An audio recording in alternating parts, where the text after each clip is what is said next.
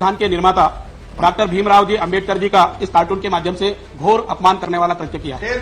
ये चित्र अगर आप देखेंगे तो इसमें नीचे जो लिखा है, हजारों लोगों की उपस्थिति में नेहरू जी कह रहे हैं उनको कि तुमको संविधान निर्माण के लिए 3 साल का समय दिया था और तुमने 3 साल में उसको पूरा नहीं किया, ये कहकर के कोड़े मार रहे हैं। ये घोर निंदनीय है, घोर आपत्तिजनक है। डॉक्टर अंबेडकर को कोड़े मारते हुए नेहरू का कार्टून। जी हाँ, क्या आप यकीन करेंगे कि आज जिन अंबेडकर के नाम पर कांग्रेस सुबह शाम राजनीति कर रही है, मनमोहन सिंह की सरकार में एनसीईआरटी की किताबों में उन्हीं डॉक्टर अंबेडकर को कोड़े मारते नेहरू का कार्टून दिखाया जाता था। डॉक्टर अंबेडकर से नफरत का कांग्रेस का बहुत पुराना इतिहास है और आज हम आपको वो सारा इतिहास विस्तार से बताएंगे। संविधान सभा में डॉक्टर अंबेडकर को शामिल नहीं करना चाहती थी कांग्रेस।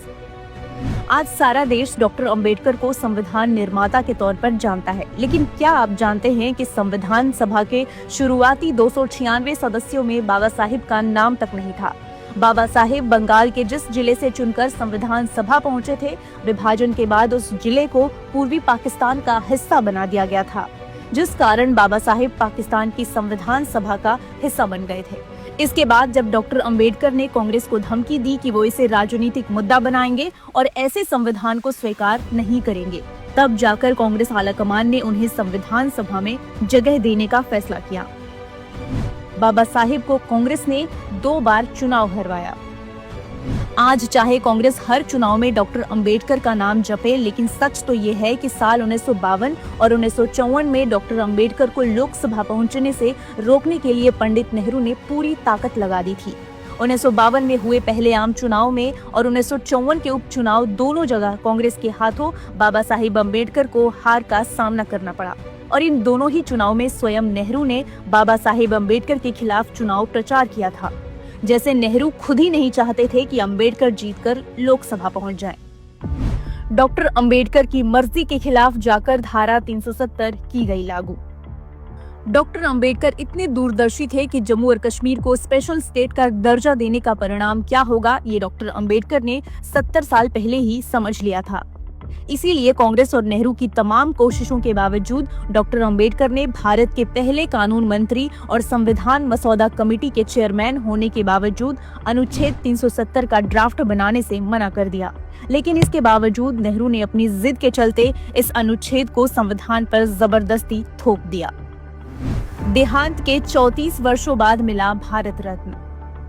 बाबा साहिब का देहांत 1956 में ही हो गया था, लेकिन उन्हें भारत रत्न के लिए 34 वर्षों का इंतजार करना पड़ा।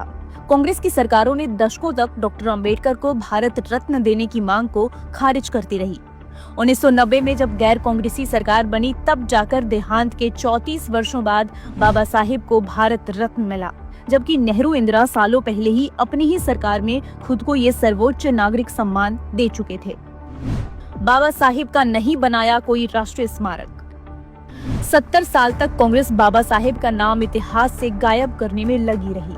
तभी तो सत्ता में इतने दशक रहने के बावजूद कांग्रेस ने कभी बाबा साहिब के नाम पर एक भी राष्ट्रीय स्मारक तक नहीं बनाया। 2014 में केंद्र ने कांग्रेस सरकार की विदाई के बाद उनके जन्म स्थान महू में बाबा साहिब का राष्ट्रीय स्मारक बनवाया गया। संसद कक्ष में नहीं लगने दी बाबा साहिब की तस्वीर। भारत को बस एक परिवार की गुलाम समझने वाली कांग्रेस ने जिस व्यक्ति को संविधान निर्माता कहा जाता है, उन्हीं की कोई तस्वीर संसद के केंद्रीय कक्ष में नहीं लगने दी। कांग्रेस ने दीवार पर जगह नहीं खाली होने का हवाला देकर तस्वीर लगाने की मांग को हमेशा खारिज किया। 1989 में जब गैर कांग्रेसी सरकार बनी, तब जाकर संसद के केंद्रीय कक्ष में बाबा साहिब का चित्र शामिल कराया। आज दलित वोट के लिए कांग्रेस कितना भी डॉक्टर अंबेडकर के नाम का जाप कर ले, लेकिन सच तो ये है कि जीते जी और देहांत के बाद भी कांग्रेस ने नेहरू, इंदिरा, राजीव को महान साबित करने के लिए डॉक्टर अंबेडकर और उन जैसे दर्जनों दूसरे राष्ट्रीय महापुरुषों का कदम कदम पर सिर्फ अपमान ही किया है। और उस अपमान को तो ना देश भूलेगा और ना ही उस अपमान के लिए कांग्रेस को कभी माफ करेगा। Mark yourself safe from Mahatagabandhan. Pledge now.